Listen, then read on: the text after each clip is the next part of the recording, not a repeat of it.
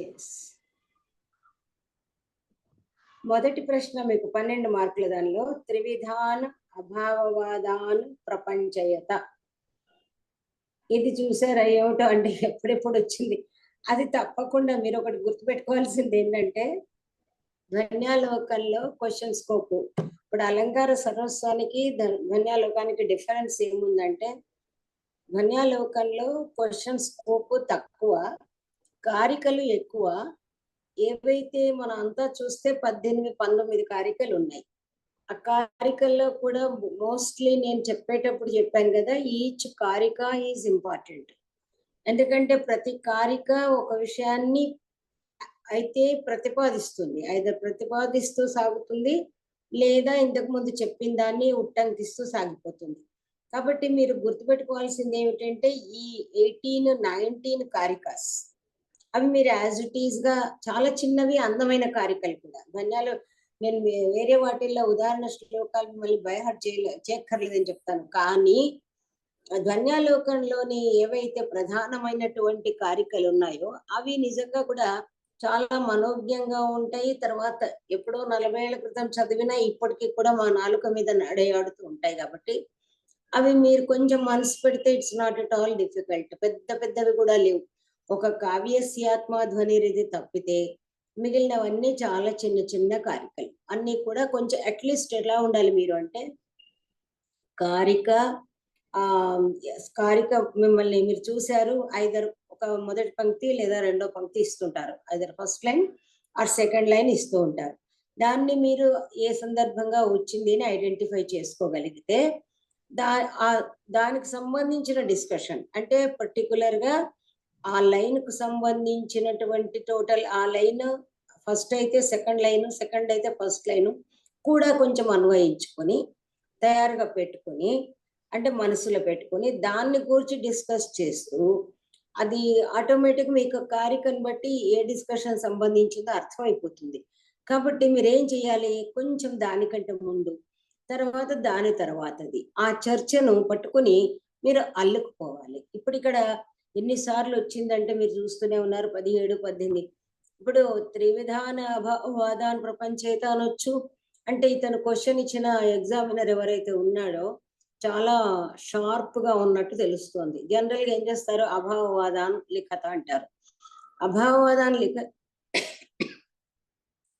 లిఖత అనగానే మీకు వచ్చే డౌట్ ఏమిటంటే అన్ని మూడిటిని అభావవాదంలోకి తీసేసుకుంటారు. ఇన్ జనరల్ ఏమవుతుంది అంటే అభావవాదాలు, భక్తవాదము, అనిర్వచనీయవాదం 3 రాయాలా? మీరు ఆ ఎగ్జామ్ వాళ్ళకి వెళ్ళాక మీకు డౌట్ 3 రాయాలా లేకపోతే ఆ మొదటి అభావవాదంలోని 3 వికల్పాలు రాయాలా అనేది పెద్ద సమస్య వచ్చి పడుతుంది మీకు. అతను ఏం చేశాడు, త్రివిధాన అభావవాదానని చాలా స్పష్టంగా చెప్పాడు. కాబట్టి అభావవాదం ఏదైతే ఉందో అభావవాదము దానిలో చెప్పబడినటువంటి 3 వికల్పాలు అన్నారు, 3 భేదాలు ఏవైతే ఉన్నాయో ఆ మూడింటిని కూర్చి మీరు రాసుకుంటూ రావాలి. దీనికి మీకు కావలసినంత స్కోప్ ఉంది. మీకు అసలు స్కోప్ లేదు అనేటువంటి మాటే లేదనమాట. దీనికి చెప్పాం కదా ఆవు మీద వ్యాసం లాగా దేనికైనా సరే మీరు చేయాల్సిన పని ఏమిటి అంటే ఆటోమేటిక్ గా మీరు కారిక ఒకటి కావ్యస్యాత్మ ధ్వనిరితి అనేది ఒకటి తీసుకోవాలి. తీసుకున్న తర్వాత దానిలో ఏదైతే అభావవాదం చెప్పారో ఆ అభావవాదం కింద ఏదైతే మీకు నోట్స్ ఉంటుందో మీరు ఇక్కడ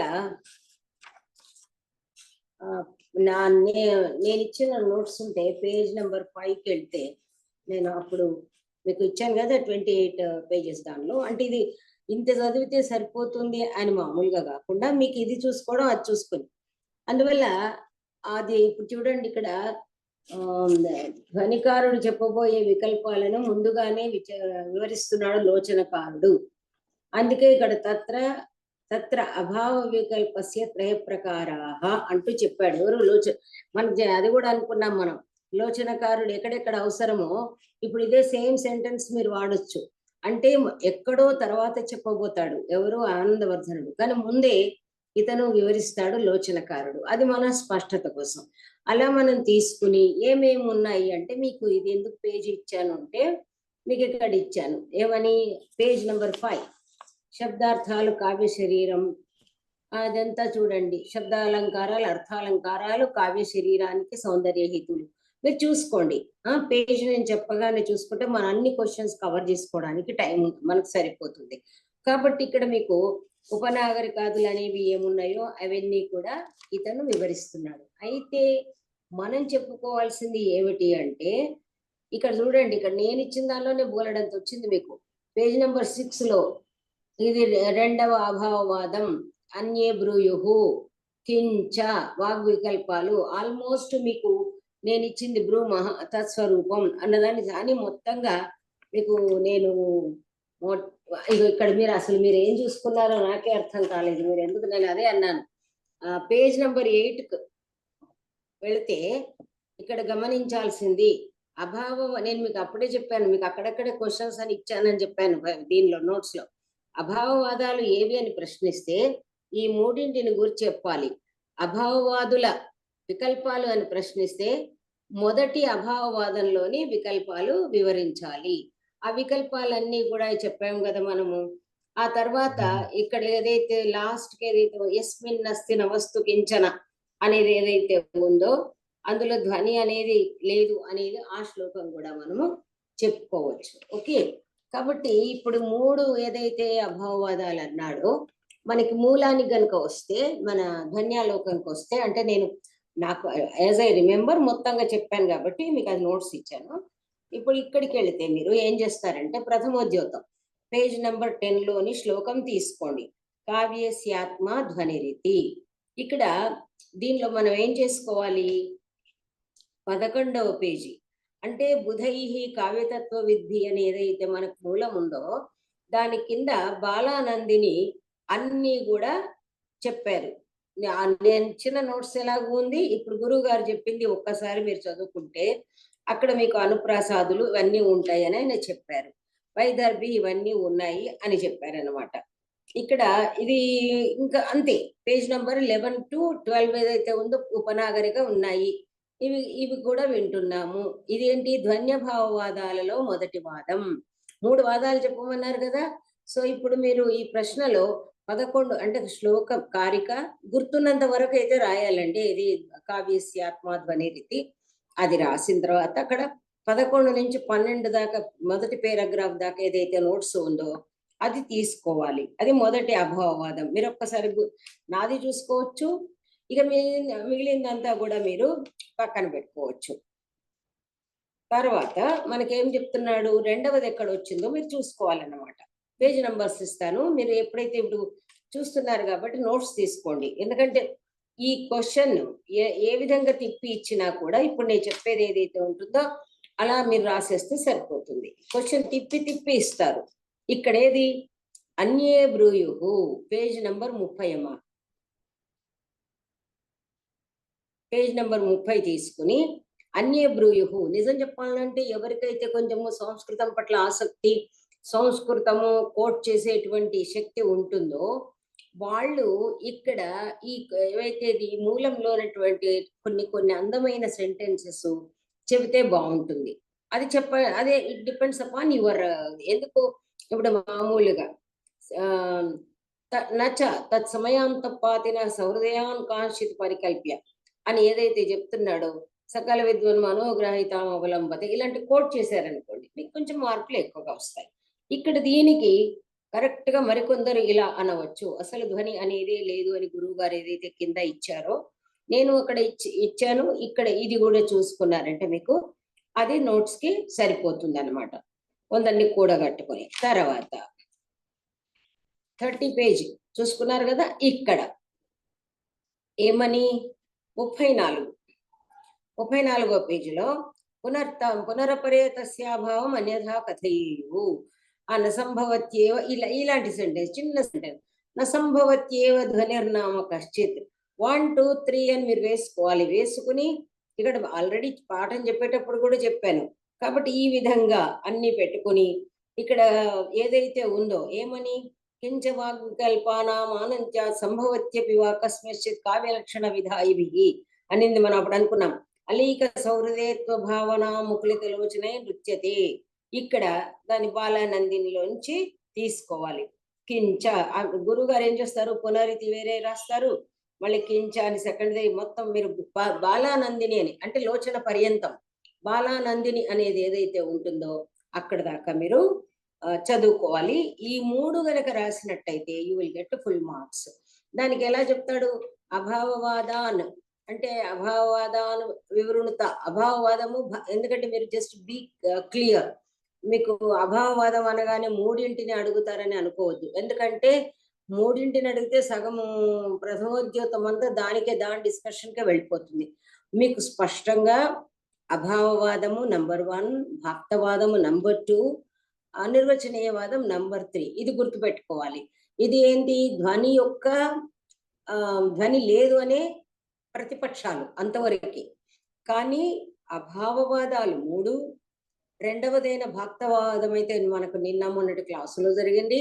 అనిర్వచనీయవాదము అక్కడ 2 చోట్ల చెప్తాడనమాట. ఇట్లా ఉంది, ఎందుకంటే ఇదే శాలీన బుద్ధి ఇత్యాది ఉంది కదా, అది అనమాట. కాబట్టి మీకు జనరల్ గా ఎస్ఏ టైప్ క్వశ్చన్ మనం చూసుకుంటే కూడా తెలుస్తుంది. క్వశ్చన్ లో ఎస్ఏ టైప్ క్వశ్చన్ కి అభావవాదాలు వస్తాయి. అనిర్వచనీయ వాదం ఏదైతే ఉందో ఆ చిన్నది, అది మీకు 4 మార్క్స్ క్వశ్చన్ లో రావడానికి ఆస్కారం ఉంటుంది. మీరు గుర్తుపెట్టుకోవాల్సింది ఏమిటంటే ఎస్ఏ టైప్ క్వశ్చన్ రావడానికి ఉన్న స్కోప్ ఏమేమిటి అనేది మీకు ఇప్పుడు చెప్తూ నేను చెప్తాను. మొదటిది అభావవాదాలు, మొదటి క్వశ్చన్. ఇప్పుడు మనం వీఆర్ టచింగ్ ఫస్ట్ క్వశ్చన్. ఇది క్లియర్, అది ఏ రకంగా తిప్పి అడిగినా కూడా that is the system of answering. I think మీరు అర్థం కాకపోతే మళ్ళీ చివరిలో అడగొచ్చున్నాను, యూ కెన్ రిపీట్. ఇప్పుడు ఇది మొదటి ప్రశ్నలో అయిపోయింది. తర్వాత చూసారా ఇక్కడ కావ్యస్యాత్మ ధ్వనిరితి బుధైః ఇత్యత్ర ప్రతిపక్ష రూపాణం. మరి ఇట్లా డాష్ డాష్ ఉందేమో అలా పెట్టారు. ఇక్కడ ఏమన్నాడు, ఇది కూడా సేమ్ అన్నమాట. కావ్యస్యాత్మ ధ్వనిరితి బుధైః ఇత్యత్ర. ఈ శ్లోకము నేను చెప్పాను చాలా ఇంపార్టెంట్. ఆ శ్లోకం మాత్రం గుర్తుపెట్టుకోండి, బట్టి కొట్టుపడేయండి. అదొక్కడికి బట్టి కొట్టండి, ఏం నష్టం లేదు. అక్కడ ఏమేం చెప్పారు అనేది ఇది మీరు 12 మార్కుల క్వశ్చన్ కాబట్టి 12 మార్కుల క్వశ్చన్కి ఏం చేయాలి, ఆ కారిక కోట్ చేయాలి. కారిక కోట్ చేసిన తర్వాత ఆ మొదటి పారాగ్రాఫ్ అభావవాదాలలో ఇవేమిటి, శబ్దాలంకారాల, అర్థాలంకారాల, వీటిలో ఉందా లేదు కదా అనేది ఏదైతే చెప్పాడో అక్కడ మామూలుగా ఆ పారాగ్రాఫ్ కొంచెం తీసుకుని, అంటే 3 ముఖ్యంగా ఏంటి, అదేంటి తస్యాభావం జగదురపరే, దాని యొక్క అభావాన్ని అది లేనే లేదు అంటూ చెప్పారు. చెప్పినప్పుడు ఏమిటి అక్కడ చెప్పింది అంటే, ముందుగా లేదండి అసలు అలాంటిది ఏమీ లేనే లేదు. ఎందుకంటే శబ్దాలంకార, అర్థాలంకార ఇత్యాది లిస్ట్ తీసుకుని చారుత్వ హేతువులు ఇన్ని ఉన్నాయి, ఈ చారుత్వ హేతువుల్లో ఇన్ని ఉండగా మరి వీటిల్లో లేకుండా ధ్వని అనేది ఎలా వచ్చిందనే డిస్కషన్ అది చెప్పాలి. ఆ తర్వాత రెండవది కూడా అన్య బ్రూయు అన్నాడు కదా, అసలు ధ్వని అనేది లేనే లేదు అన్నారు అని, దాన్ని మొత్తంగా మీరు కోట్ చేయడం అంతకాకుండా అది కూడా కొంచెం చెప్పేసేసి, ఆ తర్వాత మూడవది ఏదో చెప్పే దానిలో ఎన్నో రకాలుగా చెప్పొచ్చు. వాగ్వికల్పాలు అంటే ఒక అభిప్రాయాన్ని చెప్పడానికి ఎన్నో రీతులు ఉన్నాయి, ఎన్నో రకాల వివిధ వాచక వాచ్య రచన అని చెప్పాలి లేదా, కాబట్టి వివిధ వాచక వాచ్య రచనా రీతులు ఉన్నాయి. అందుచేత ఈ ధ్వని అనే పేరు చెప్పకపోయిండొచ్చు అనేది అభావవాదాలు అంటారు అని మొదటి తీసుకుని, కొంతమంది అయితే భాక్తమాహుస్తమన్యే అంతే తీసుకుని అదే ఆ శ్లోకాన్ని వివరిస్తూ అనమాట. భాక్తమాహుస్తమన్యే అన్నారు. కొందరు ఏమన్నారు అంటే భక్తి అంతర్గతమే ధ్వని అన్నారు. ఎందుకన్నారు అంటే భక్తి అనేది లక్షణ వ్యాపారము. ప్రాచీన కవులు లక్షణ వ్యాపారము ద్వారా వ్యంగ్య ప్రతిపాదనం చేసే ఉన్నారు కాబట్టి, సూచించి ఉన్నారు కాబట్టి, అందువల్ల అది ఉంది అంటే అది ధ్వని కూడా లక్షణాంతర్గతం అయిపోతుంది, దానికి ప్రత్యేకమైనటువంటి ఉనికి అవసరం లేదన్నారు. ఆ తర్వాత కొంతమంది ఏమో అనిర్వచనీయ వాదులు అంటారు వాళ్ళని. వాళ్ళేమన్నారంటే అబ్బే దానిలో అసలు అది ఇలా ఇది ఈ విధంగా అని చెప్పడానికి ఆస్కారమే లేదు. వీటన్నిటికీ ఆనందవర్ధనాచార్యుడు ఇచ్చిన ఆన్సర్ అవసరం లేదు, మీరు ఓన్లీ ప్రతిపక్ష నిరూపణమే చేయాలి. అంటే ఇలా అన్నారు ఇలా అన్నారు ఇలా అన్నారు అందులో ఉన్నదే చెప్పాలి, అంతేగాని అబ్బో ఇలా అయితే ఇలా అనేది వీళ్ళ చారుత్వాతిశయం వల్ల అన్నారా, ఇలా అన్నారా, అదంతా మీరేం చెప్పొద్దు. భాక్తంలో ఉన్నటువంటి బోలెడన్ని వెరైటీస్ కూడా మీరు చెప్పొద్దు. మీరు చెప్పాల్సింది ఏమిటి అంటే లక్షణాంతర్గతం అన్నారు. కానీ ఆనందవర్ధనాచార్యుడు లక్షణాంతర్గతం కాదని చాలా ఈ ప్రతిపక్షాలన్నింటికీ కూడా చాలా చక్కగా నిరూపించాడు. ఏ విధంగా ఇవి అభావం అన్నప్పుడు ధ్వని లేనే లేదన్నప్పుడు ఎలా ఉంటుంది అనేది దానికి ప్రతి సమాధానం చూపించాడు. భాక్తమాహు అనే దానికి కూడా చాలా చక్కగా వివరించాడు. సో ఉదాహరణంగా ఈ సందర్భంలో లక్షణ యొక్క స్వరూపం కూడా నిరూపించాడు. ఆ తర్వాత నిర్వచనీయవాదం కూడా అది ఎలా కుదురుతుంది అంటూ చెప్పాడని అంతవరకే సింపుల్ గా. కాబట్టి మొదటి కారిక, తర్వాత బుధైహి అనేది ఏదైతే ఉందో పారాగ్రాఫ్, ఆ బుధైహి అది మామూలుగా చెప్పలేదు. అది ఎవరు ప్రకటించారు దాన్ని అంటే మహామోహులు ప్రథమైహి విద్వాంసు వైయాకరణాహ, వైయాకరణులే దానిలో అసలు స్ఫోట అనే దాని ద్వారా ధ్వని ఉంది అని చెప్తూ ఉంటే వీళ్ళేమో ఇలా లేదన్నారు అనేది ఇది మీకు ఆ క్వశ్చన్ కి ఆన్సర్ అవుతుంది. ఓకే, ఏం కన్ఫ్యూజ్ కాకండి. ఓకే, మీరు దేనికోసం ఒకటి చదివినా అన్నింటికి కూడా అది మీకు ఆన్సర్ అనేది వస్తుంది. తర్వాత ఇప్పుడు మనం ఎక్కడికి వస్తున్నాము అంటే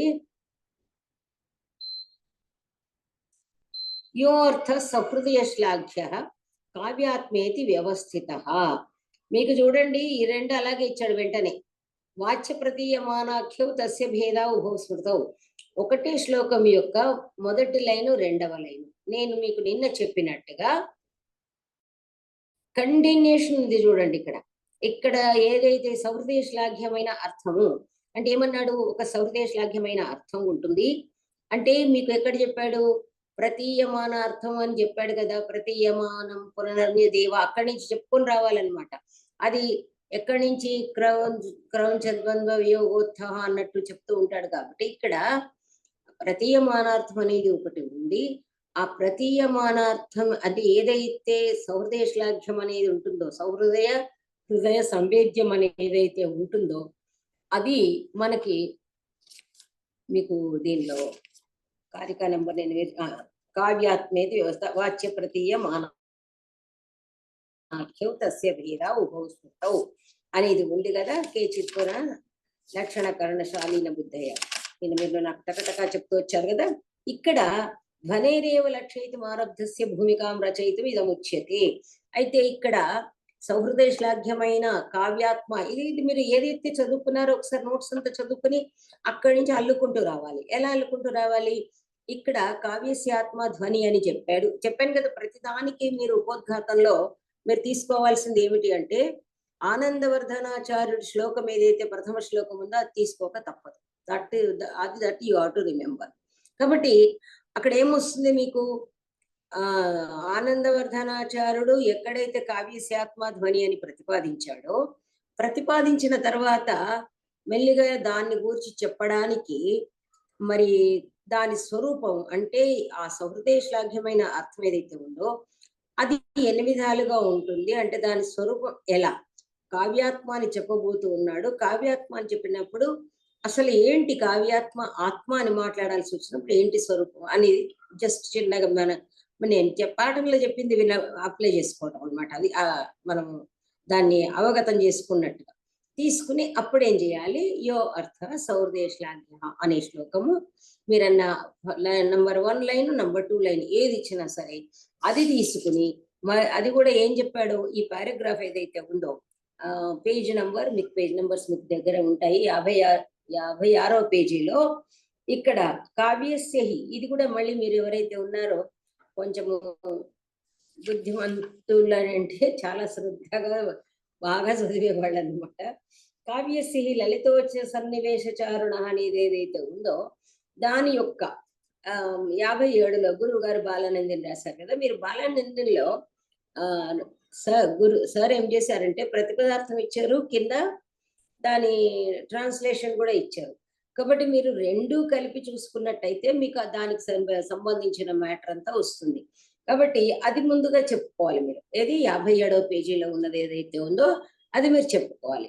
చెప్పుకున్న తర్వాత ఇక్కడ జస్ట్ నేను చెప్తాను, ఒక్క నిమిషము.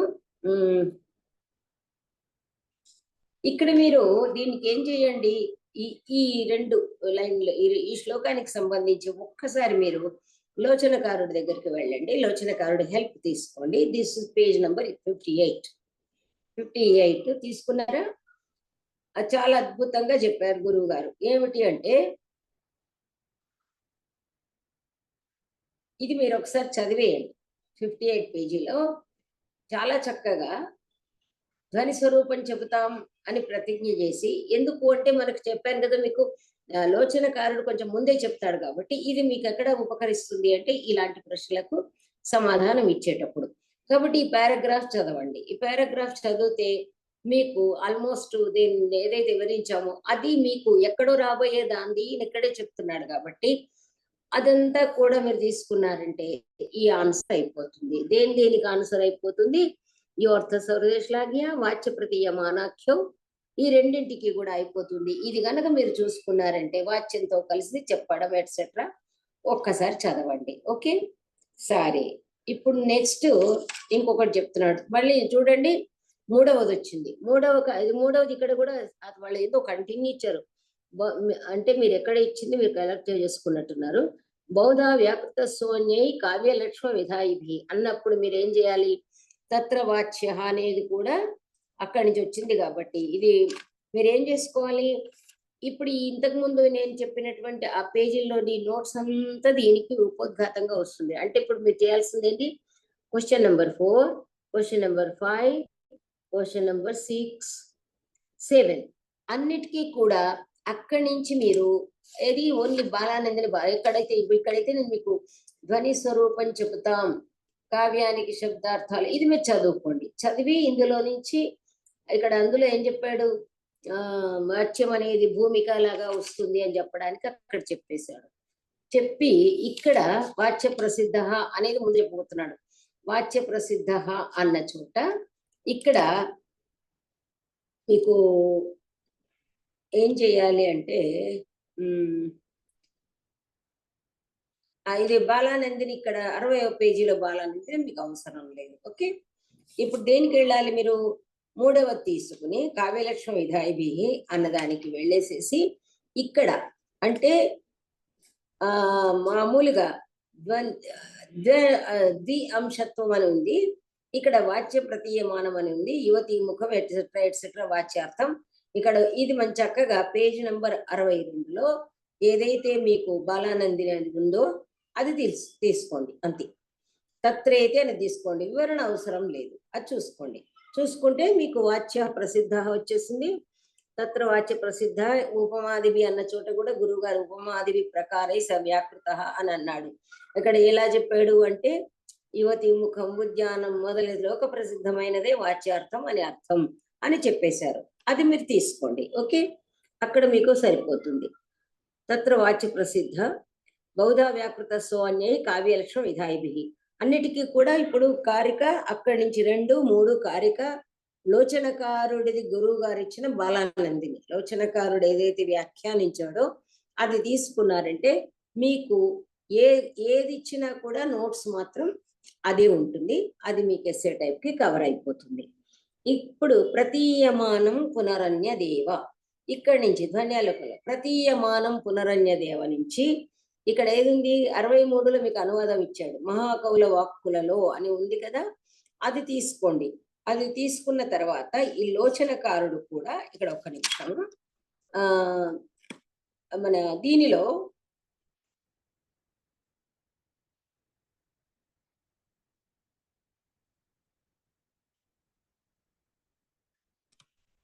ఇది ధర్మ ఎట్సెట్రా మీరు లోచనకారుడి వ్యాఖ్యానం ఇక్కడ అవసరం లేదు. Just minute. తర్వాత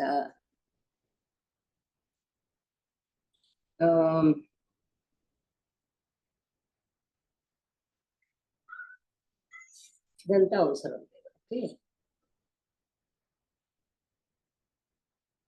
ఇదంతా కొంచెము స్కాలర్లీ ఇది ఉంది కనుక మీరు వేరే చోట అవసరం లేదు. కానీ మహాకవుల వాక్కులలో వాచ్యం కంటే భిన్నంగా ఉంది అని చెప్పి ఇది మామూలుగా మనం మూకానిక తత్వ విశేషం ఉంటుందో అది ఇక్కడ ఏం చేయాలి? మీరు ప్రతీయమానం పునరన్యదేవ తర్వాత ఏమవుతుందంటే, ప్రతీయమానం పునరన్యదేవ అని ఇచ్చినప్పుడు ఈ శ్లోకము ఈ శ్లోకానికి సంబంధించిన 63వ పేజీలోని అనువాదము భావము తీసుకుని ఆ తర్వాత మీరు ఏం చేయాలి అంటే ఇక్కడ మనకి ఎలా ఎలా ఇచ్చారు ఈ శ్లోకం ఇక్కడ మీ గమ్మత్తు చూడండి, కింద కూడా అది ఇచ్చాడు దీనిలో. అయితే ఏం చేయాలి మీరు? ప్రతీయమానం పునరన్యదేవ అంటే దీని శ్లోకము దాని అర్థము భావం చెప్పిన తర్వాత ప్రతీయమానం అనేది ఒకటి విడిగా ఉంది, అది వాచ్యార్థం కంటే సర్వతా భిన్నంగా ఉంది అంటూ ఆనందవర్ధనాచార్యుడు సోదాహరణంగా నిరూపిస్తాడు. అది ఎలా ఉంటుంది అన్నదానికి మీకు ఈ క్వశ్చన్ కోసం ఏం చేయాలంటే ఇదంతా కూడా మామూలుగా కొంచెం ఇక్కడ ఏదైతే మీకు నహి అర్థ వాచ్య సామర్థ్య క్షిప్తం వస్తు మాత్రం అనేది దాని భావం మాత్రం సింపుల్ గా తీసుకోండి. ప్రతీయమానార్థం అని ఏదైతే ఉందో అక్కడ వస్తు మాత్రంగా అక్కడ సింపుల్ గా ఏం చేయాలి అంటే అలంకార రసాదులైనా ఏదైనా కావచ్చు అనేది ఒకసారి చదువుకుని పేజ్ నెంబర్ 66 ఇక్కడ ఏం చేయాలి మీరు అంటే ప్రతీయమానార్థం ఉంది అని కేవలము ప్రతిపాదించడమే కాదు, ఆనందవర్ధనాచార్యుడు ప్రతీయమానార్థం ఉంది అని వివరించడానికి మామూలుగా సాధారణంగా 5 విధాలు ప్రతిపాదించి చూపించాడు. అది ఏవి అంటే మనకు వాచ్యము, నేను మీకు ఇందులో నేను ఇచ్చానని కూడా మీకు చెప్పాను. లైక్ 1 minute నేను పేజ్ తిరిగేసి చెప్తాను, నా నోట్స్ లో చెప్తున్నాను.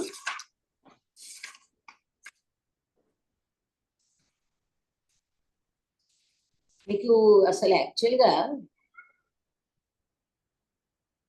సహృదయ శ్లాఘ్య ఒక వాక్యం మీరు నేను చాలానే ఇచ్చానండి మీకు. ఇందులో తెలిసిందేనా ధ్వని అంటూ ఏదైతే ఉందో అదంతా మీరు ఒకసారి చదువుకోండి. 11 తర్వాత దీనిలో ప్రతీయమానం పేజ్ నెంబర్ 13 అండి.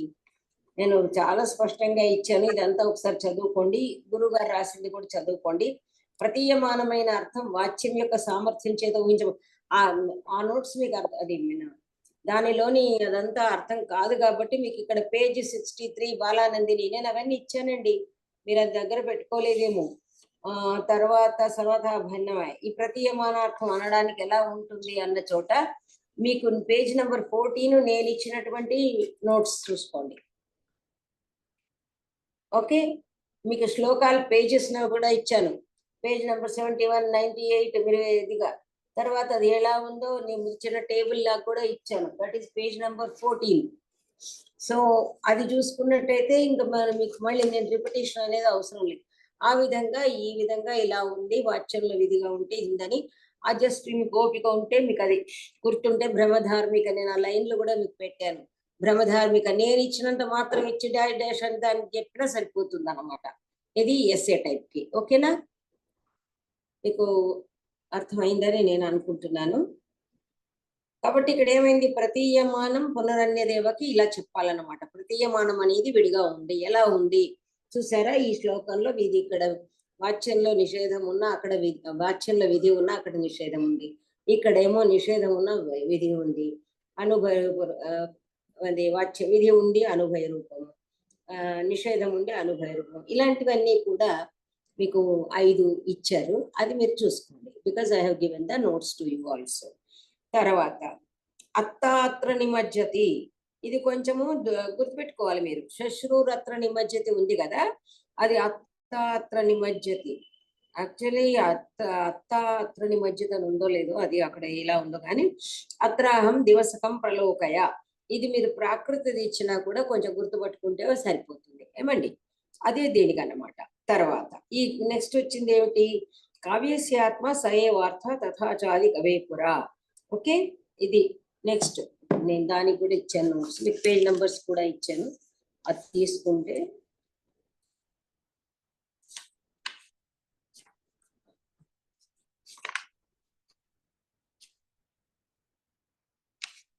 నేను మీకు ఇందులో రాశాను, మీరు అసలు చూసుకున్నారు లేదో.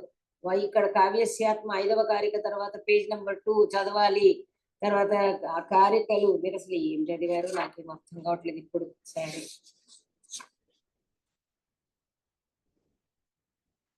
తర్వాత కారిక 5 కావ్యస్యాత్మ స ఏవార్థ, అదే కదా మనకి ఇప్పుడు వస్తుంది.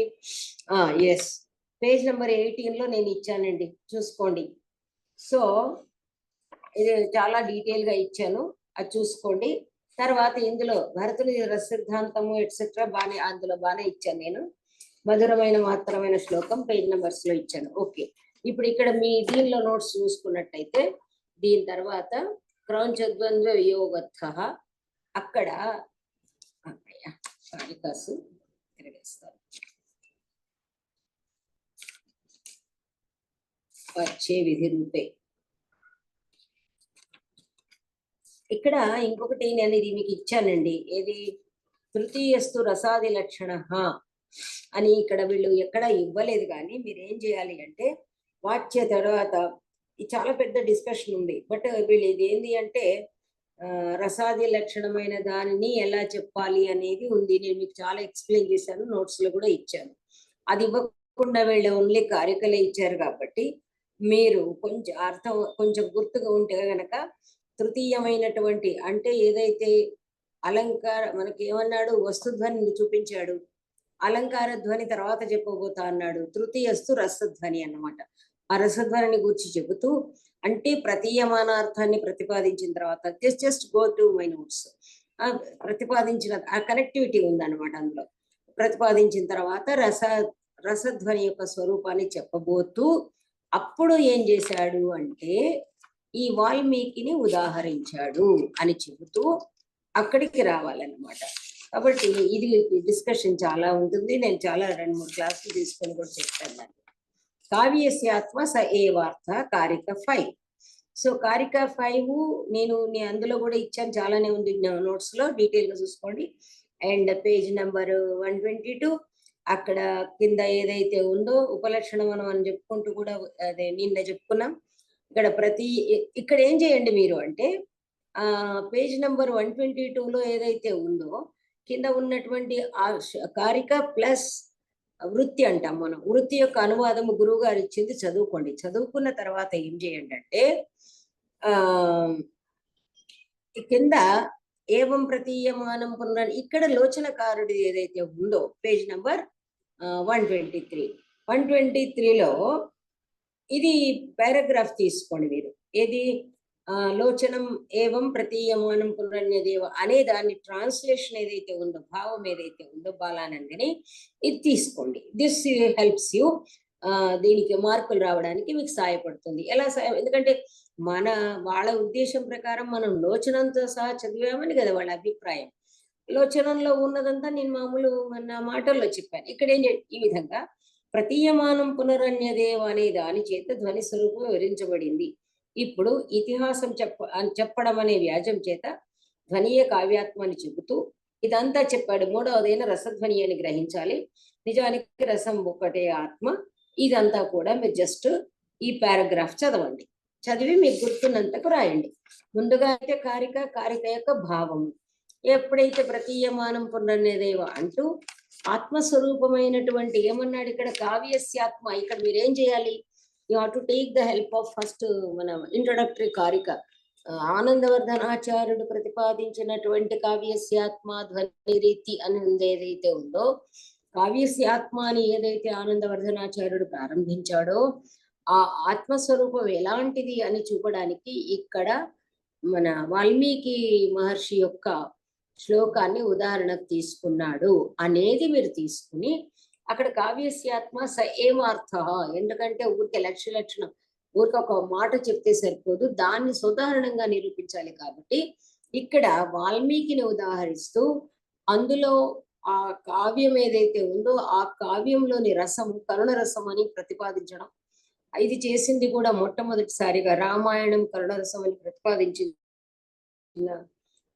మనం ఏమంటాము, అది శ్రేయస్సు అంటాం కదా, క్రెడిట్ అంటాం, అది కూడా ఆనందవర్ధనాచార్యునికే చెందుతుంది. రామాయణము కరుణరసాత్మకం అని చెప్పడము ఈ శ్లోకము ద్వారా ఆయన చెప్పాడు అని చెప్పేస్తే మీకు సరిపోతుంది అన్నమాట. ఓకే, మిగిలిన ఎంత పెద్ద అవసరం లేదు. ఓకే,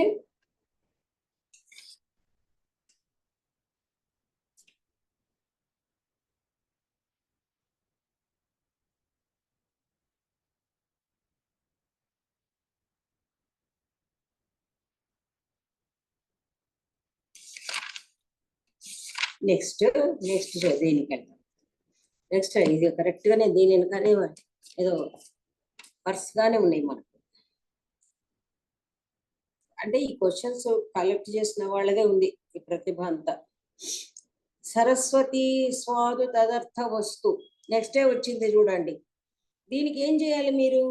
సరస్వతి స్వాదు తదర్థ వస్తు కంటే ముందు ఇంతకు ముందు చెప్పినటువంటి ఏదో కావ్యస్యాత్మ అని అన్నాడు కదా. మీరు ఇంకొకటి గుర్తుపెట్టుకోవడం, నేను ఫస్ట్ నుంచి మీకు చెప్పాను పాఠం చెప్పేటప్పుడు కూడా, ఇప్పుడు కూడా చెప్తున్నాను.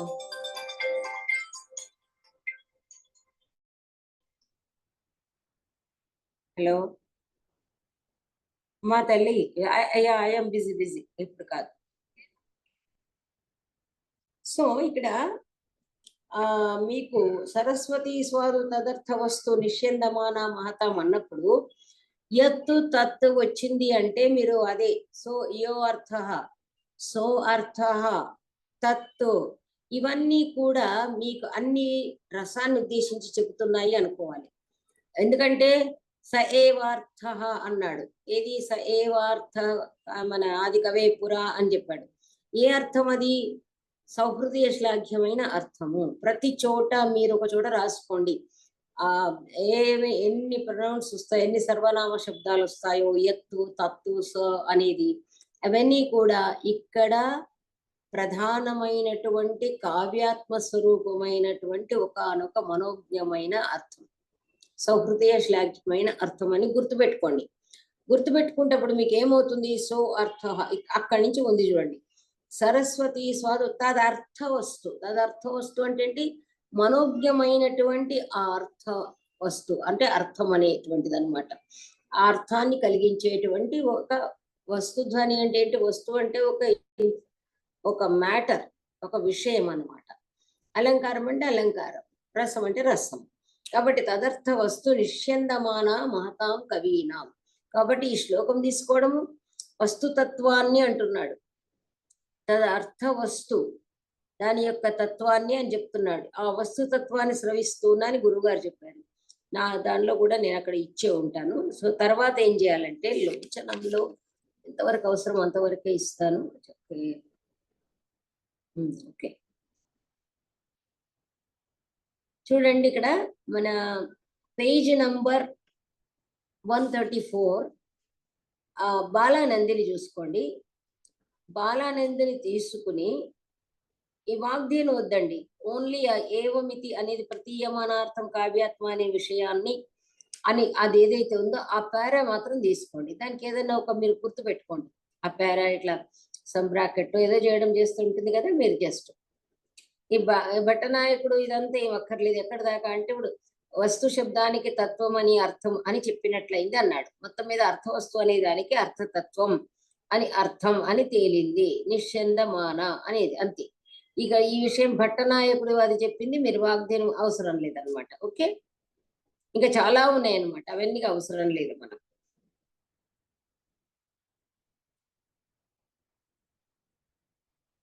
ఇంకొకటి ఏంటంటే చిన్నగా ఒక్కసారి పేజ్ నెంబర్ 135లో లాస్ట్ బటన్ పారాగ్రాఫ్ తీసుకోండి. అభివ్యనక్తి అని ఏదైతే ఉందో అది కొంచెం చదువుకోండి. అందులో నుంచి ఒక 2 సెంటెన్సెస్ రసానుభూతి పొందే సౌహృదయులకు ప్రకటన చేస్తుంది అని ఆ 2-3 లైన్లు మీరు చదివి దాని యొక్క భావాన్ని కూడా మీరు ఈ నోట్స్ లో యాడ్ చేసుకోవచ్చు. ఓకే, మీరు ఇంటికి వెళ్ళిన తర్వాత సారీ ఇంటికి వెళ్ళడం ఏంటి, అందరు ఇళ్లలో కూర్చొని ఉంటున్నాం కానీ మనకి ఒకసారి ఇది క్లాస్ అయిపోయిన తర్వాత అంత దగ్గర పెట్టుకుని మీరు చూసుకున్నట్టయితే మీకు చాలా స్పష్టత వస్తుంది అనమాట. మీరు చదివిందే నేను చెప్పినట్టుగా మీకు చదివిందే వస్తుంది, చదివిన దానిలో నుంచే వస్తుంది, కొత్తగా మరొకటి చేర్చబడదు.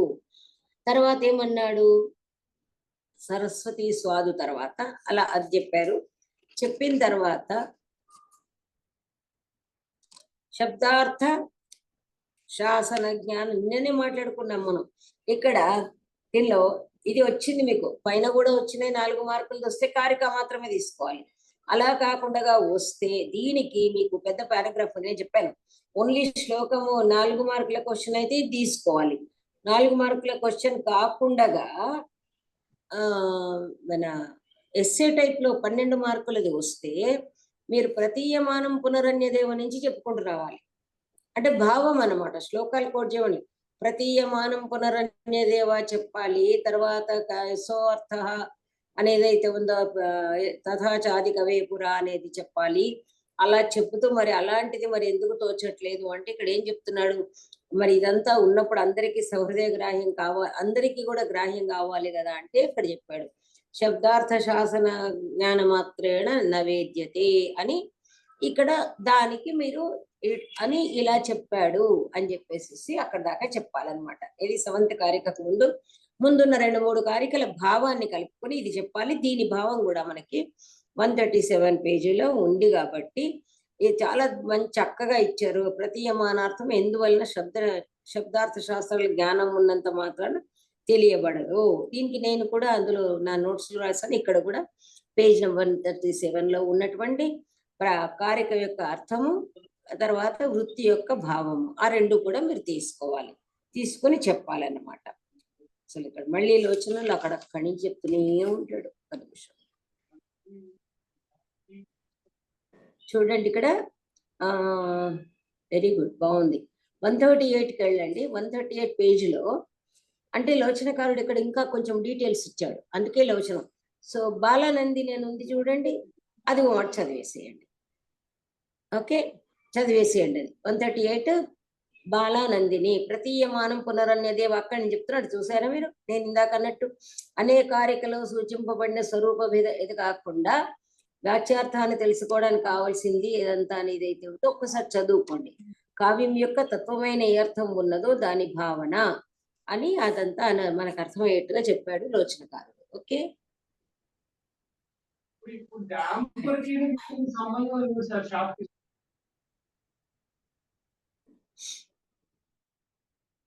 నెక్స్ట్ మళ్ళీ ఎక్కడికి వచ్చాడు? 8 కారిక 8 చెప్పాడు. సో అర్థ తద్వ్యక్తి సామర్థ్యోగి శబ్దశ్చ కశ్చన యత్నత ప్రత్యభిజ్ఞేయం. ఇది ఓన్లీ 4 మార్కుల క్వశ్చన్ అయితే ఇది కారిక, దాని భావము కింద భావము చెప్పాలి. చెప్పిన తర్వాత ఒక్క నిమిషము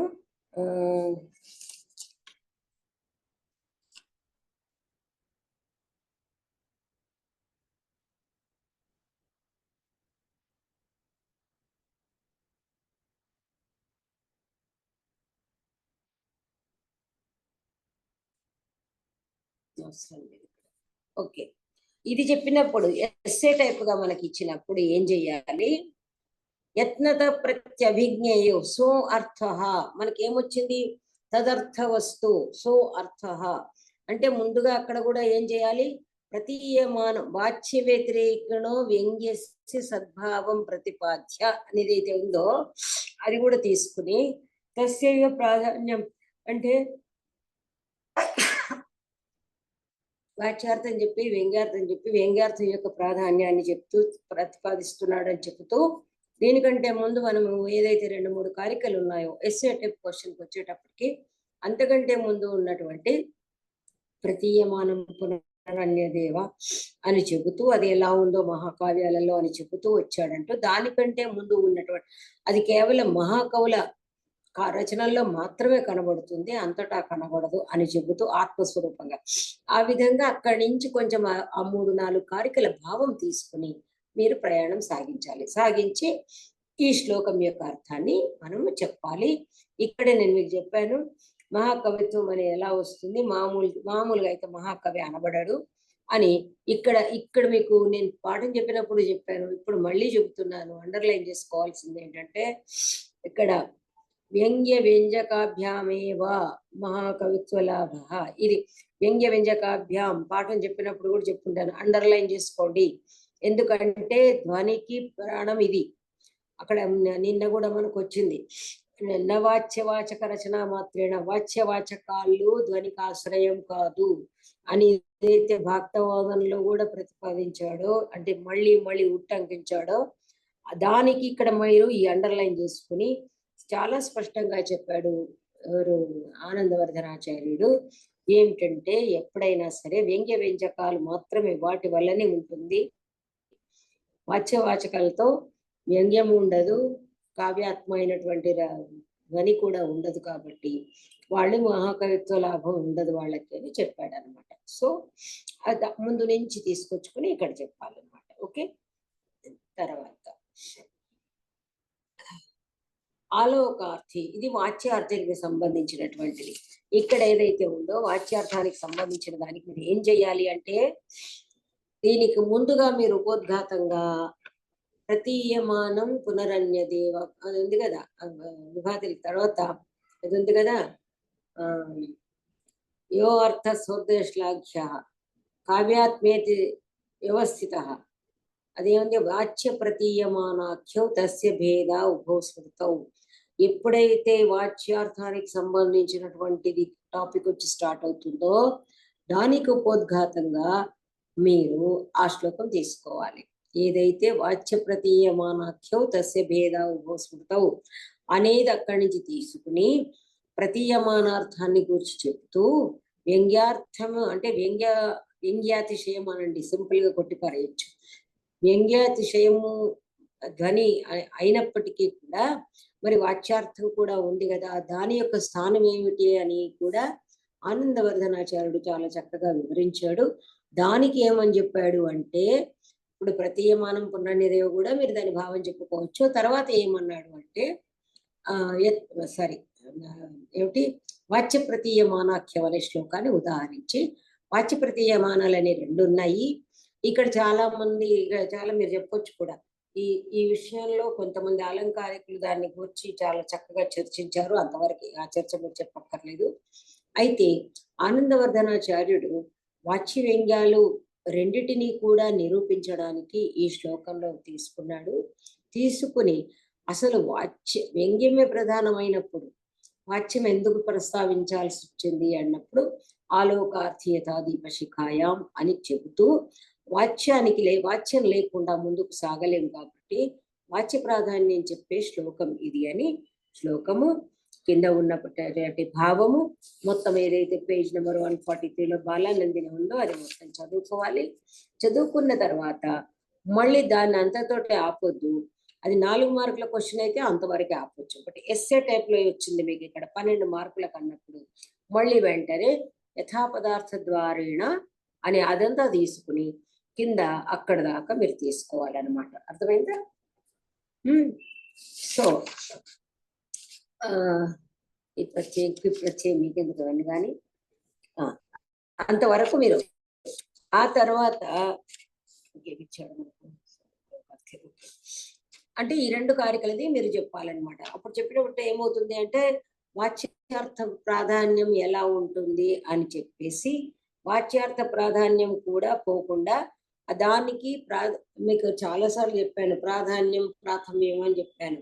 ప్రాధాన్యం వ్యంగ్యానికి ఉన్నప్పటికీ కూడా మొదటగా ప్రతిపాదించబడాల్సింది ఒక భూమిక లాగా, ఒక పునాది లాగా మొదటగా ప్రతిపాదించాల్సింది వాచ్యార్థం అంటూ చెప్పాడు అనేది ఒకటి ఇక్కడ తీసుకోవాలి. ఇక్కడ చూసారా, ఇక్కడ తర్వాత ఏం చెప్తున్నాడు, సుసంవాచ్య వశేనైవ అని చెప్తూ ఇక్కడ మరి వాచ్యార్థమే ఉన్నప్పుడు ఇది ఇచ్చాడా మీకు ఇవ్వలేదు కానీ సరే, అంటే ఇది ఇవ్వరు అని అనుకోవద్దు మీరు. అక్కడ ఏం చెప్పాడు, ఎప్పుడైతే వాచ్యార్థం చెబుతూనే మళ్ళీ దీన్ని కంటిన్యూ చేసుకోవచ్చు, మీరు మార్కులు వస్తాయి, ఏం నష్టం లేదు. ఈ విధంగా వాచ్యార్థానికి ప్రాధాన్యం ఇచ్చి కూడా మరి అలా ఉన్నప్పుడు మరి వ్యంగ్యార్థం యొక్క ప్రాధాన్యం ఎక్కడ పోతుంది అంటే ఇక్కడ చెప్పాడు, వాచ్యార్థ విముఖాత్మన అంటే మామూలుగా వాచ్యార్థం ఏం చేస్తుంది అంటే తాను చేయాల్సిన పనిని చేసి తాను పక్కకు తప్పుకుంటుంది అనేది ఏదైతే ఈ శ్లోకాల్లో ఉందో ఆ భావం కూడా మీరు తీసుకుంటే you will get full marks. Okay, తర్వాత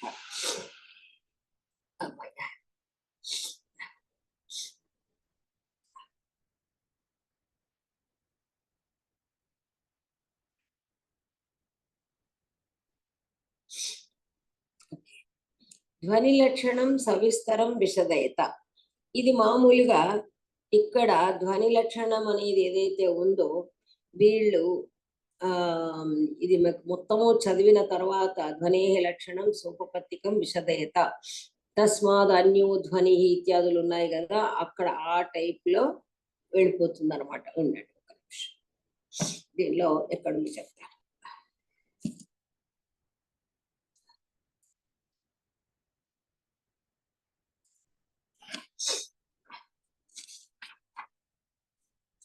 ఇక్కడ చూడండి, పేజ్ నెంబర్ 149.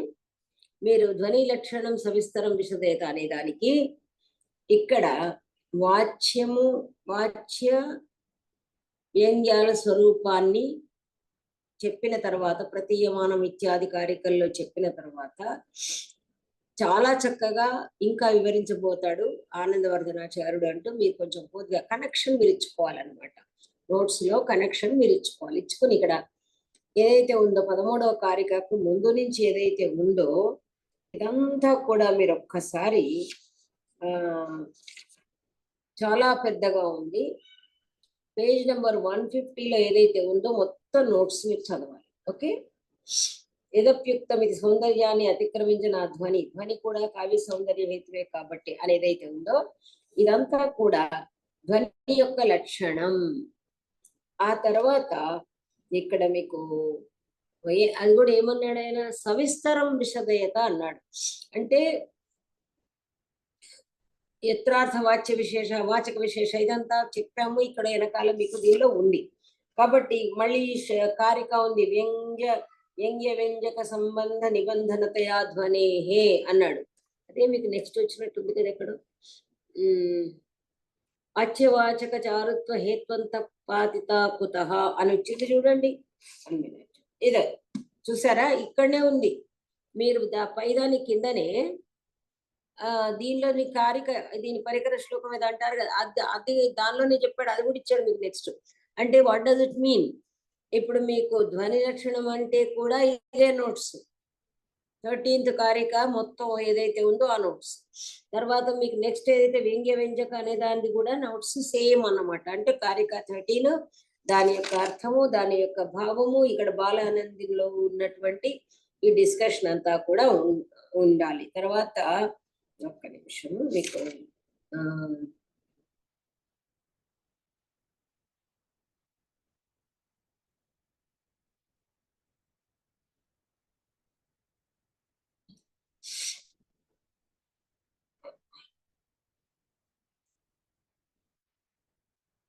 నెక్స్ట్ వేరే అక్కడ లోచన చూశాను, ఏం అవసరం లేదు. ఇక్కడ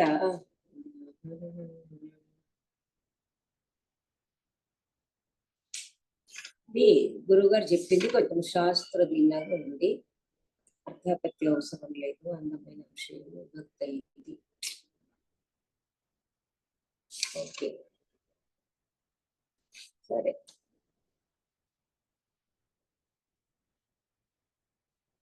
ఇది చాలా గుణాలంకారాలకు వాచ్యవాచక ఇదంతా ఎంత పెద్ద అవసరం లేదండి, ఎందుకంటే చాలా పెద్దగా ఉంది కాబట్టి. ఇక్కడ లోచనకారుడిదంతా చెప్పారు గురుగారు. ఇప్పుడు మీరు మాత్రం ఇది తీసుకుంటే సరిపోతుంది అనమాట. ఎక్కడి నుంచి సరే మధ్యన జారిపోయింది. యత్రార్థ శబ్దో వా తమర్థం ఉపసర్జనీకృత స్వార్థ వ్యంగ్త కావ్య విశేష సద్ధ్వనితి సూర్యభి కథిత. ఇక్కడ ఏదైతే మీకు ఆ పారాగ్రాఫ్ ఉందో ఆ పారాగ్రాఫ్ యొక్క అర్థాన్ని మొత్తంగా భావాన్ని రాస్తే సరిపోతుంది అనమాట. ఓకే దాని అంతే. ఎందుకంటే లోచనకారుడు దానిలో మొత్తము శాస్త్ర చర్చ ఉంటుంది అనమాట. అంత శాస్త్ర చర్చ మనలాంటి వాళ్ళకి కొంచెం కుదరదు. మనలాంటి వాళ్ళకంటే మామూలుగా ఎవరైతే అలంకార శాస్త్రము ఆప్షనల్ గా తీసుకుని పర్టికులర్లీ వీళ్ళు ఏమంటాము విద్యాపీఠాలు లాంటి వాటిల్లో సాహిత్య విభాగము విశేష అధ్యయనం ఉంటుంది. అక్కడ ఈ లోచనము ఇదంతా కూడా సమగ్రంగా రాయాలి, చదవాల్సి వస్తుంది. ఇక్కడేమో మనకి వేరే పర్పస్. తర్వాత ఏమన్నా అడిగి ఇక్కడ దాకా అయిపోయింది. అయిపోయిన తర్వాత ఇక్కడ ఏం చేశాడంటే మీరు అలంకారేషు అంటే ఎందుకు ఇక్కడ ఏం చేశాడు ఆయన, ముందు ధ్వని స్వరూపం చెప్పాడు, తృతీయస్తు రసాది లక్షణ తర్వాత చూపిస్తానన్నాడు. మీకు చెప్పారు. రసానికి సంబంధించిందంతా కూడా తృతీయోద్యోతంలో ఉంటుంది. అందువల్లనే అంత పెద్ద పారాగ్రాఫ్ లో చెప్పేసి వెళ్ళిపోయాడు ఆయన. బికాజ్ అదంతా కూడా ఒక ఉద్యోతం అంతా కూడా తృతీయోద్యోతం అంతా దానికే ఉంటుంది. ఉన్న తర్వాత సరే ఇక్కడ ఏమన్నాడు, సమాసౌఖ్యాదిశ ఏదైతే ఉందో నిన్న కూడా మీరు ఇది ఈ మన పైన దానిలో కూడా వచ్చినాయి. పైన ఏమంటే 4 మార్కుల క్వశ్చన్, సారీ 4 మార్క్స్ క్వశ్చన్స్ లో కూడా వచ్చాయి. అందువని వచ్చే విజ్ఞేయం, సారీ నేను ఇంకా దీనికి పోతున్నాను. వాచకత్వాశ్రయణ వ్యంజకత్వ ధ్వనిస్య లక్షణం గతం పృథివీ. సరే, ఇక్కడ మీరు తథాచాధికవే పురాహ అయిపోయింది మనకు. సమాసోక్తి సమాసోక్త్యాది అలంకారేషు అని ఏదైతే ఉందో చూడండి. ఇక్కడ సమాసం 22, 23, 24.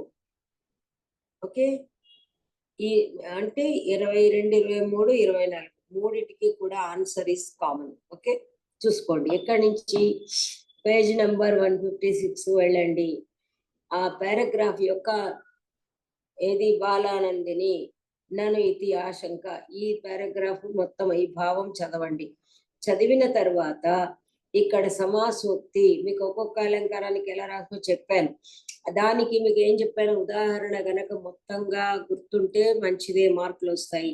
గుర్తు లేకపోయినా ఉపోడరాగేణ డాష్ డాష్ డాష్ ఇక్కడ ఏముంది, ఇక్కడ ఏం చెప్పాడు, ఇక్కడ చూడండి కింద మీకు ప్రతి దాని కింద ఇచ్చాడు. ఏమిచ్చాడు, ఉపోడరాగేణ ఇత్యాది శ్లోకంలో పేజ్ నెంబర్ 157కి వెళ్ళండి. ఇలాంటివి మీరు అండర్లైన్ చేసుకుని చదివేటప్పుడు నాయక భావాన్ని ఆరోపించిన నిశాశశాంకులే వాక్యార్థం అవ్వడం వల్ల వ్యంగ్యం చేత అనుసరించబడిన వాక్యార్థమే ప్రధానంగా తెలుస్తున్నది. అంతేనా? అదన్నమాట. ఇది తీసుకోవాలి. అందుచేత ఇక్కడ సమాసోక్తి అలంకారం దీని కింద ఈ నోట్స్ చదవాలి. సమాసోక్తి ఆదిశ అలంకారేషు అన్నప్పుడు ఎన్ని అలంకారాలు ఇచ్చాడు, అన్ని అలంకారాలు మీకు ఏమేమి ఇచ్చాడు నేను అప్పుడు కూడా మీకు చెప్పాను. నంబర్ 1, నంబర్ 2 వేసుకోండి. ఆక్షేపము, అనురాగవతి సంధ్య. ఇక్కడ ఇది ఏదైతే ఉందో మీరు అలంకారాలలో అంతర్భావం చెందదు అన్నప్పుడు ఇక్కడ ప్రాధాన్యమైన వాచ్యత, ఆక్షేపోక్తి ఇదంతా ఏదైతే ఉందో ఆ డిస్కషన్కి వెళ్ళకుండా ఏం చేయాలి మీరు అంటే, బికాజ్ ఈ డిస్కషన్ కొంచెం మీకు కొరుకుడు పడకుండా ఉంటుంది. అప్పుడు ఏం చేయాలి, ఆక్షేపాలంకారంలో కూడా అని చెప్పి ఏం చెప్పాలి, కింద ఇది నేను చెప్తాను ఎక్కడి నుంచి ఏది అనేది ఏదైతే ఉందో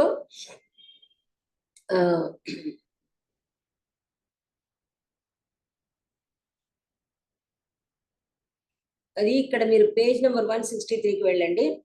163లో మీరు బాలానందిని తీసుకున్నప్పుడు 1, 2, 3, 4, 5 6th లైన్కి వెళ్ళండి అమ్మా. 6th లైన్కి వెళ్ళి అండర్లైన్ చేసుకోండి. వాచ్య వ్యంగ్యార్థాల ప్రాధాన్య వివక్ష అంటే చెప్పదలుచుకోవడం, వాటి చారుత్వం యొక్క ఉత్కర్షణ పట్టి ఏర్పడుతుంది కదా. అంటే వాచ్య వ్యంగ్యాలలో దేనిలో చారుత్వం ఎక్కువ ఉంటుందో దానికి ప్రాధాన్యం అని చెప్పాలి అని అర్థం. ఎట్లనగా అన్నప్పుడు అనురాగవతి ఇత్యాది శ్లోకంలో వ్యంగ్య ప్రతీతి ఉన్నా కూడా వాచ్యం యొక్క చారుత్వమే అధికంగా ఉంది అంతే. కాబట్టి ఇది దీనిలో కూడా ఇది ధ్వని ఇందులోకి అంతర్గతం కాదు ఇంతే. అంటే మీరు శ్లోకము ఏదో ఒకటి కాస్త గుర్తుపెట్టుకోవాలి, దాని మీనింగ్ చెప్పడం, ఆక్షేపాలంకారంలో కూడా అని ఈ మాత్రం చెప్పాలి. మనకి ఎక్కడైనా సరే ధ్వని అంటే ఏమిటి, వ్యంగ్య ప్రాధాన్యం ఉండాలి. ఇక్కడ వాచ్య ప్రాధాన్యమే కనబడుతుంది, వాచ్య చమత్కార అతిశయమే ఉంది అని చెప్పాలి. అదే విధంగా ఆలోచన జోలికి అవసరం లేదు. ఓకే, ఆక్షేపం తర్వాత ఏం చెప్పాడు, ఇక్కడ అనుక్త నిమిత్త విశేషోక్తి, అది కూడా మీకు అక్కడ క్వశ్చన్ లో వచ్చింది. అని ఏం చెప్పాలి, అనుక్త నిమిత్త విశేషోక్తిలో కూడా అని ఆహుతోపి అని చెప్పేసి ఇక్కడ అది ఏదైతే ఉందో ప్రకరణ సామర్థ్యంలో వ్యంగ్యార్థం స్ఫురిస్తున్నదే తప్ప సౌందర్య నిష్పత్తి లేదు కాబట్టి ప్రాధాన్యం లేదు. Very simple. 171 పేజ్లో. ఓకే, దానికి సంబంధించింది చూసుకోవాలి. దాని పర్యాయోక్తిలో ఏది ఉందో ఇక్కడ పర్యాయోక్త అలంకారంలో కూడా బాలానందిని చదువుకుంటే సరిపోతుంది అనమాట. ఏదైతే మీకు లోచనంలో ఉదాహరణలు అవన్నీ ఉన్నాయో పర్యాయోక్తం ఏదన్నా నేను అది వేరే వేరే అలంకారికుల మతాలు కాబట్టి అది మనకు అవసరం లేదు. ఎక్కడ ధ్వన్యాల పేజ్ నెంబర్ 174 ధ్వన్యాలోకం పర్యాయోక్త అలంకారంలో కూడా లేదు అనేది కింద ఇది ఏదైతే ఉంటుందో అది తీసుకుంటే సరిపోతుంది. ఓకే, ఇందులో ఉన్న దానిలో భామవుడు ఉదాహరించింది అనేది అది తీసుకోవాలి అంతే, కానీ మళ్ళీ లోచనం దానికంతా వెళ్ళాల్సిన అవసరం లేదు. ఆ తర్వాత ఏం చెప్పాడు,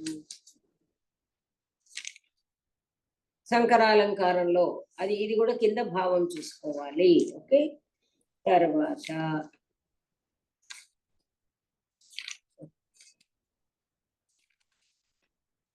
ఇక్కడ పేజ్ నెంబర్ 188 లో అప్రస్థ ప్రశంస దానిలో కూడా లేదు. అక్కడ ఏదైతే బాలానందిని ఉందో 189 అది చూసుకోండి సరిపోతుందా. తర్వాత వచనకారుడే ఇక్కడ ఏం చేశాడంటే ఇది ఏదైతే ధ్వన్యాలోకం 200 పేజీలో ఉన్న కారికలు ఒకసారి చదువుకోండి. ఇది ధ్వనే విషయం మంతవ్య సంకరోచిత, ఇది దీనిలో ఎక్కడ కూడా సంకరం లేకుండా ఏదైతే ఉంటుందో శబ్దార్థం తత్పరం అది ఉంది కదా, శబ్దార్థం ఎక్కడ ఉంది, తముపసర్జనీకృత స్వార్థం అని ఉంది కదా, ఆ శ్లోకం అనమాట. ఎత్ర అదే శబ్దో అర్థోవా తమర్థం ఉపసర్జనీకృత స్వార్థం అని ఉంది కదా. కాబట్టి ఎక్కడైతే శబ్దార్థాలు రెండు కూడా మరొక వ్యంగ్యార్థాన్ని స్ఫురింపజేయడానికి తమని తాము సమర్పించుకుంటాయో ఆత్మార్పణ చేసుకుంటాయో అది ధ్వని అనేది చెప్పాడు. అది వీటినంతా కూడా ఈ కారికలు ముందే చెప్పారు. ఎందుకంటే దీని భావం కనుక మీరు చదువుకున్నట్టయితే అద్భుతంగా అసలు ఏంటి మళ్ళీ వ్యంగ్యస్య ఎత్ర అప్రాధాన్యం ఇక్కడ ఏదైతే ఉంటుందో దాన్ని మీరు ప్రాధాన్యం ఉండదో ఈ ప్రతి చోట కూడా ఈ భావం చదువుకున్నారంటే మీకు సరిపోతుంది అనమాట, అంతకంటే ఏమీ అవసరం లేదు. ఓకే, ధ్వనే సవిషయం అతస్మాత్ ఇది చూసుకోవాలి. అంటే ఈ 3 కొంచెం శ్లోకాల యొక్క భావాన్ని మీరు తీసుకుని అందువల్ల ధ్వనేహే నా అన్యత్ర అంతర్భావ, అందుచేత ధ్వని అలంకారాదుల్లో అంతర్భావం చెందదు అని చెప్పుకోవడం. ఒక్కసారి దీని భావం చదువుకున్నట్టయితే సరిపోతుంది. సో ఇంతకు ముందు చెప్పినటువంటి సో మెనీ క్వశ్చన్స్ కి దిస్ ఇస్ ద ఆన్సర్. ఇక్కడ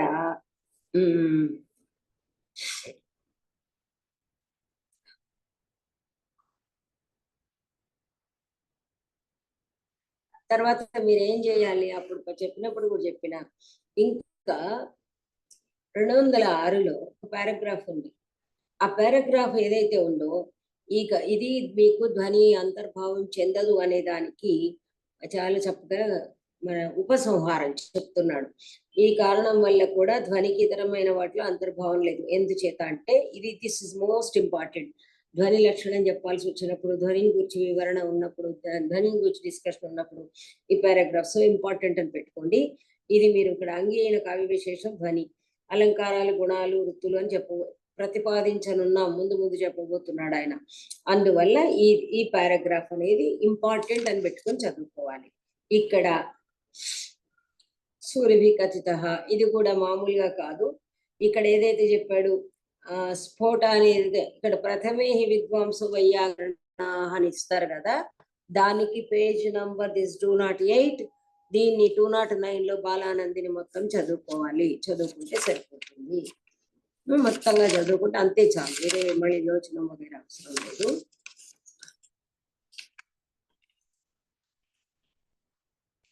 మీరు 1 year పాఠం అంతా ఇప్పుడే అంటే ఇంకా ఇప్పటి నుంచి సరే.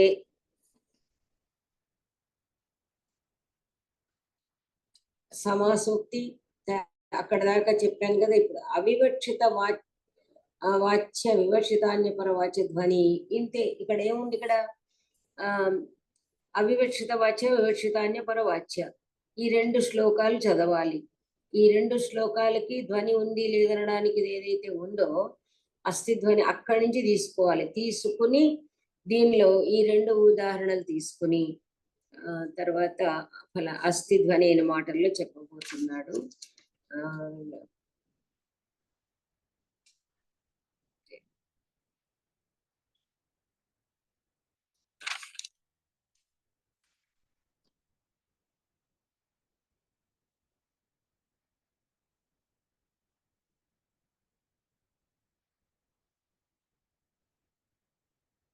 ఇక్కడ ఏం చేస్తారంటే మీరు మామూలుగా ధ్వని ఉంది, శూరశ్చ కృత విద్యశ్చ దాని భావం ప్రతిపదార్థం ఉంది కాబట్టి దాని భావం తీసుకోవటం. రెండవది కూడా డాష్ డాష్ ఇట్లా సువర్ణ పుష్పం, అదైతే అసలు ఆ శ్లోకం ఈజీగా గుర్తుంటుంది. శిఖరిణి కంటే కూడా శిఖరిణి కూడా తీసుకోవడం. ఇక్కడ ఏదైతే ఉందో అంటే అవివక్షిత వాచ్య ధ్వని అంటే వాచ్యము అసలు చెప్పదలుచుకుంది అది కాదు. వివక్షిత అన్యపరవాచ్యము అంటే ఏదో చెప్తాడు కానీ అది ఇంకొక దానికి చెందుతుంది. చెప్పిన వాచ్యార్థం అంతా వెళ్ళి పక్కదానికి ఇదవుతుంది. ఆ తర్వాత ఏం చేయాలి అంటే మీరు ఇక్కడ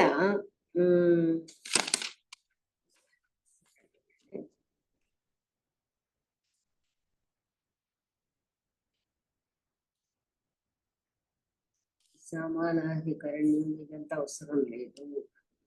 విషయంలో కూడా వివక్షిత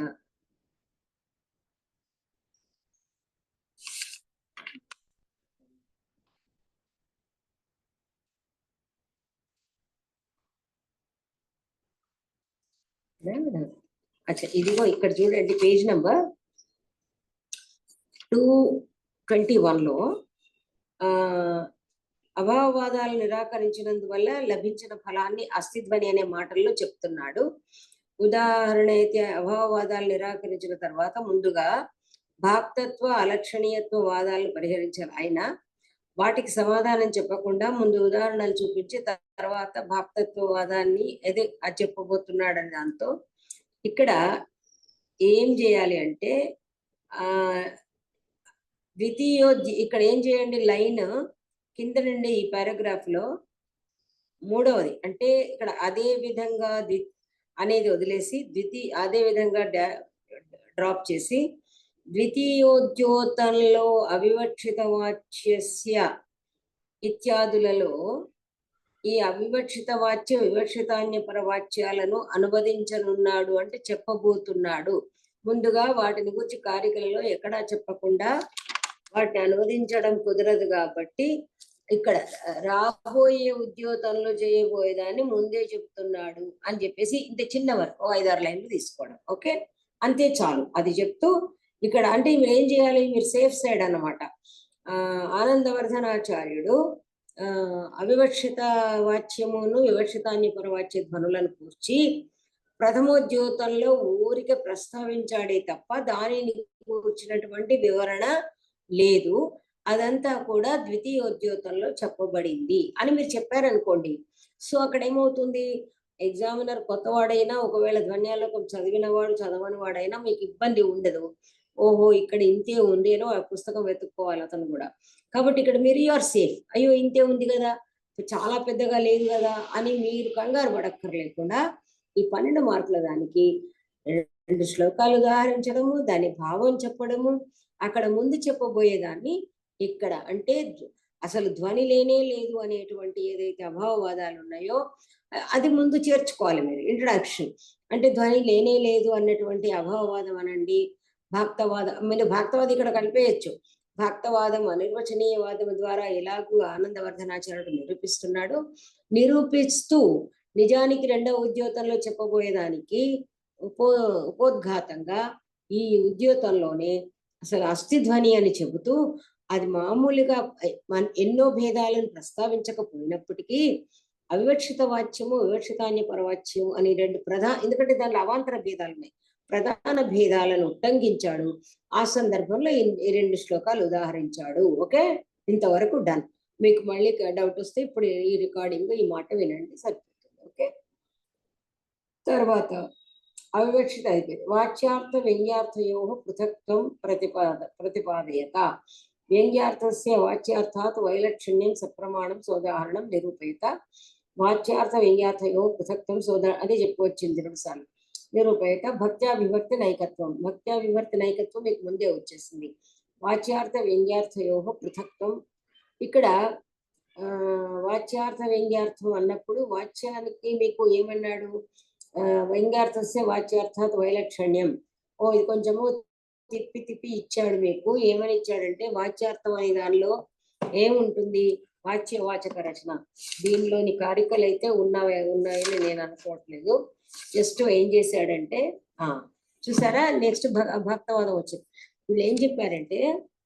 వాచ్యార్థము మీకు అక్కడ చెప్పాడు. వాచ్యార్థాన్ని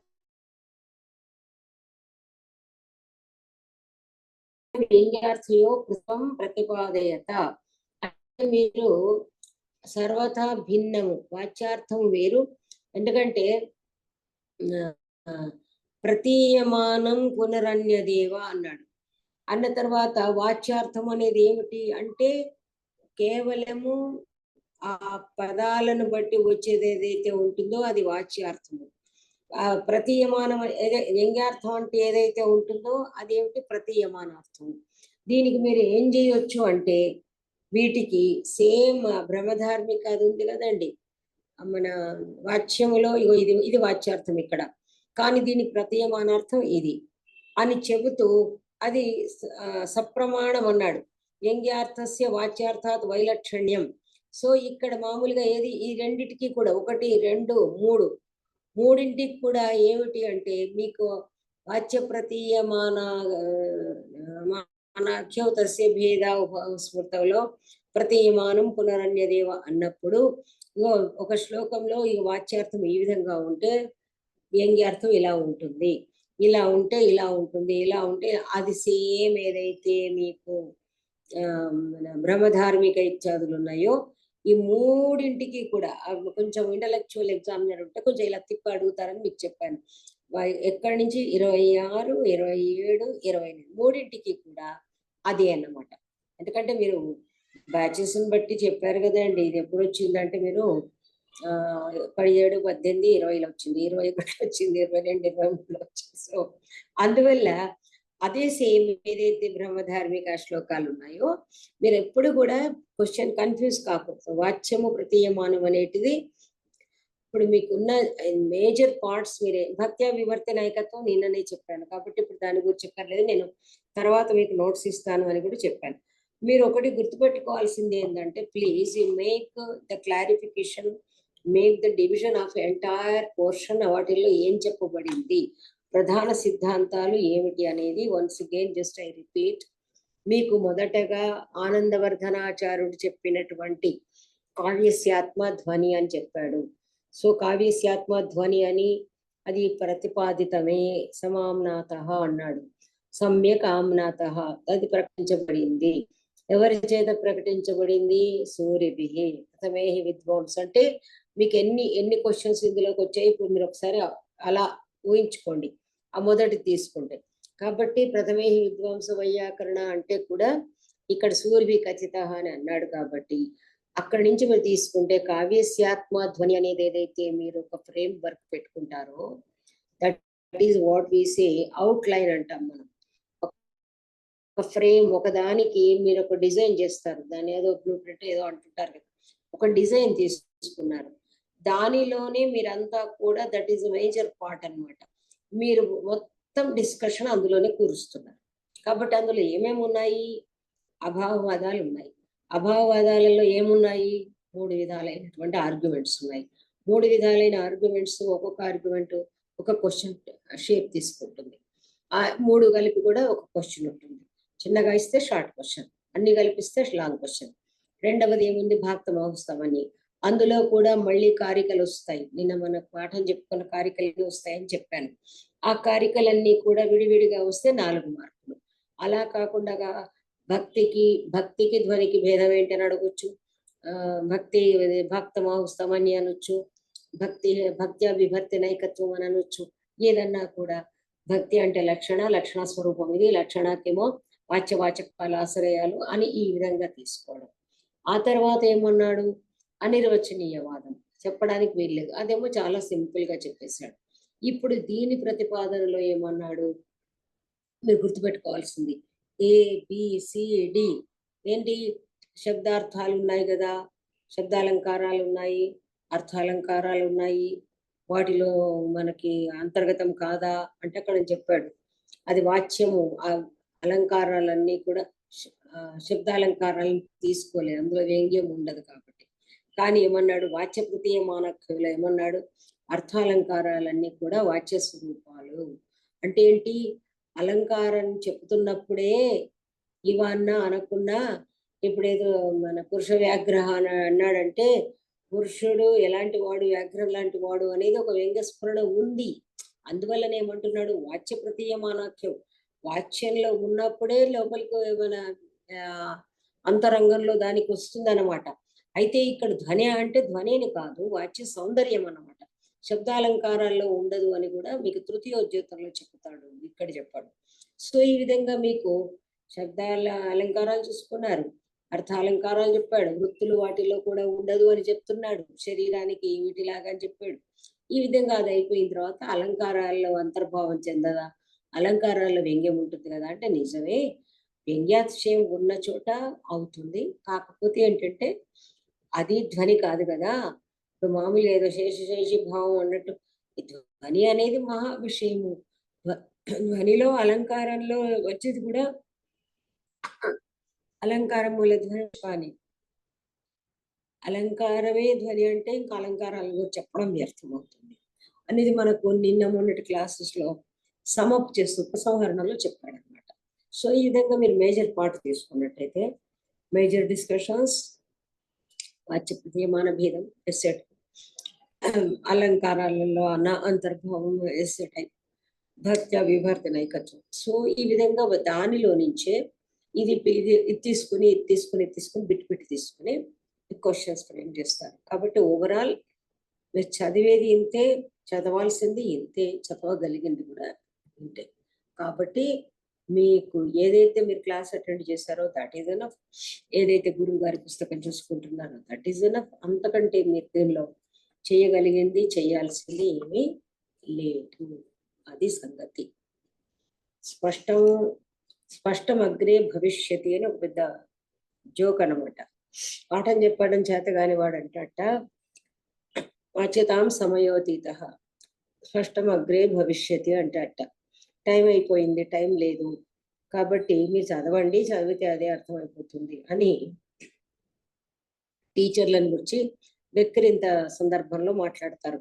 ఇది పాఠయతాములోకే కాఠిన్యం కుత్ర వర్తతే అంటే పాఠం చెప్పడం చేత కాని వాడు, అయ్యా చదవండి, మీరు చదవండి, చదువుతుంటే అదే అర్థమైపోతుంది, స్పష్టమగ్రే భవిష్యత్తు అని, టైం అయిపోయింది, మీకు చెప్పాలనుకుంటున్నాను కానీ సమయం సరిపోవట్లేదు, అందువల్ల చదువుతూ ఉండండి అని పాఠం చెప్పే అధ్యాపకునికి ఇంకా అసలు అతనికి సబ్జెక్టు చేతగాందే ఉంది, సబ్జెక్టులో అర్థంగాందే ఉంది, ఎందుకంటే చెప్పాల్సిన పనే లేదు కదా. అందువల్ల ఇప్పుడు నేను కూడా స్పష్టమగ్రే భవిష్యతి చదువుతూ ఉండండి, స్పష్టమగ్రే భవిష్యతి. సరేనా? లేదు మేడం, లేదు మేడం, చాలా కాంప్రహెన్సివ్ గా మళ్ళీ మళ్ళీ రిపీట్ చేసి చాలా అద్భుతంగా చెప్పారు మేడం, ధన్యవాదాలు. అదే అంటే ఇన్ని క్వశ్చన్స్ కి ఆన్సర్ చేసేసరికి సబ్జెక్ట్ రిపీట్ అయిపోయి మాకు క్లియర్ గా ఉంది. ఆలికి అన్నం పెడితే ఊరికి ఉపకారం అంటారు. సో పాఠం చెప్పిన వాళ్ళు పరీక్షకు ముందు చెప్తే అది ఊరికి ఉపకారం కాదు. అసలు మన బాధ్యతే, మన డ్యూటీ ఇది, దట్స్ ఆల్.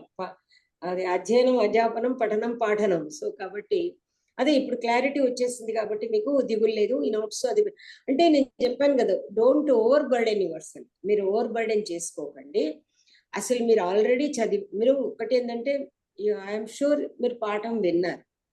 పాఠం విన్న తర్వాత ఇప్పుడు మీరు చేయాల్సింది ఏంటి, ఇప్పుడు రివిజన్ క్లాసెస్ విన్నారు, చేయాల్సింది ఏంటి అంటే మీ దగ్గర ఉన్న నోట్స్ ప్లస్ గురువు గారి పుస్తకం పట్టుకుంటే మీకు అంతకంటే అవసరం లేదు. వేరే ఇంకేమో ఇదేదో 2 పేజీల్లో నేను భాక్తవాదం ఒక 2-3 రోజుల్లో మీకు నేను పంపించేస్తాను. దట్ ఈస్ నాట్ మీకు మరీ పరీక్షల దాకా కాదు, జూన్లోనే పంపిస్తానులేండి, జూలై దాకా కాదు, అది మీకు వచ్చేస్తుంది భాక్తవాదం. కాబట్టి మీకు ఇందులో నేను ఇచ్చిన నోట్స్లో ఎలా అడుగుతారో అని కూడా చెప్పుకుంటే వచ్చా.